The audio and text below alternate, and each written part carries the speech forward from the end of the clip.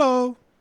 With the release of Deltarune Chapter 5 comes the release of the Deltarune Chapter 5 Weird Route. And it has left a lot to be interpreted.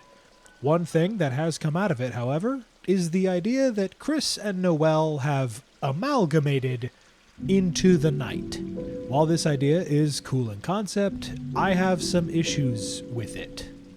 These issues are personal. I don't mean to discredit anyone's thinking. After all, I don't want that done to me. We don't know how this story is going to be playing out. I have been wrong before. I can be wrong again. This isn't a hard and fast, why the amalgam is impossible. It's simply the issues I see with it. I'll be going over what the story would need to establish, what the story's already established, and the themes of Deltarune as a whole. And for the themes of Deltarune, I highly recommend a video by Kazoo Cat, which there will be a link in the description for. Please go check them out. Let's start with the Doyleist perspective here. This theory suggests that the night is a time-traveling amalgamation of Kris and Noelle. So in order for this to work, we need to set up amalgamation as a concept and explain time travel in some capacity. If you're wondering why I'm bringing up time travel, it's because Kris and the Knight exist at the same time. Therefore, the Knight needs to have experienced some kind of time manipulation. Both of these are concepts in Undertale.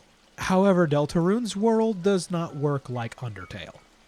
While not impossible, I do think it would be unprecedented. While I think Rouse could probably explain the time travel, there is only one character who could explain amalgamation. And I don't think we're seeing Gaster until the end of the story, if at all.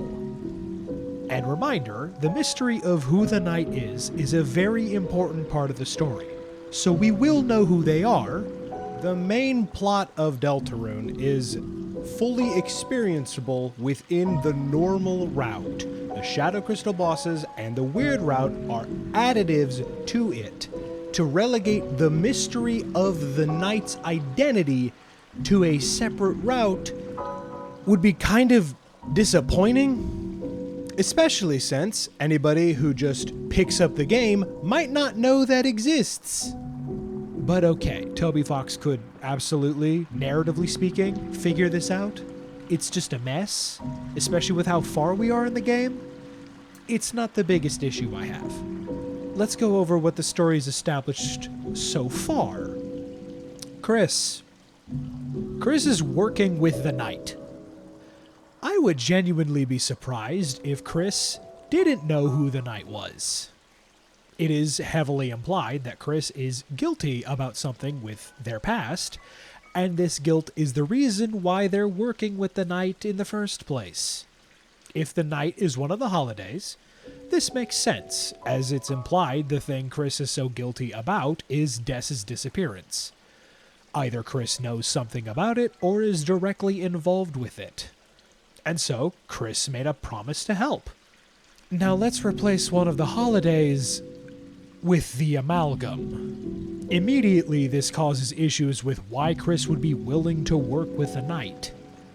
Before, it was guilt about their past, now it's getting revenge on a previous timeline soul? Why would Kris promise to help them? How did the Knight get in contact with Kris? Did they buy a phone plan? Hi, welcome to the Sprint store. How can we help you?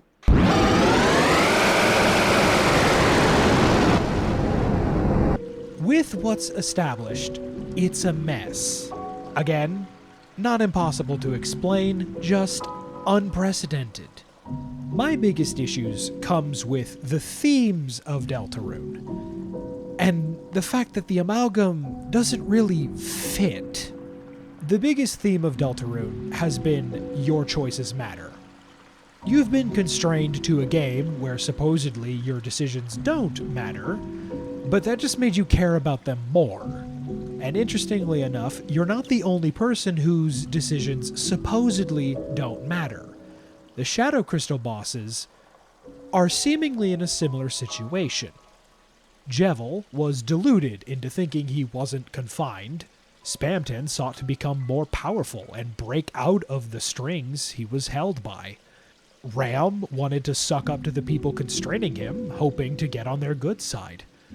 Gerson rejected the idea that our choices don't matter and tells us they do, no matter how little we think they do. And Pink made decisions she thought was best for her, but in the end were just self-destructive. I think the Knight is another path.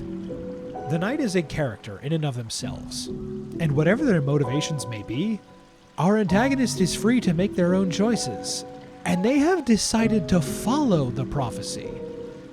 There is nothing stopping the Knight from not following the prophecy, and yet they choose to resign themselves to fate. And this is where I think the weird route comes in. With Chapter 5, I think the weird route is another choice.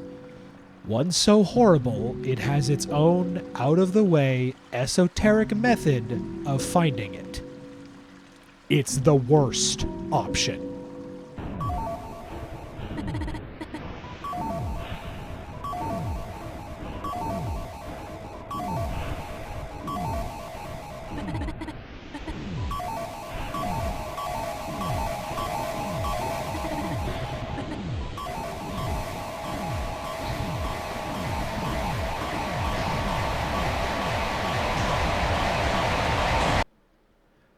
Look, even if they don't end up drowning, you can't think whatever happens next is going to be good.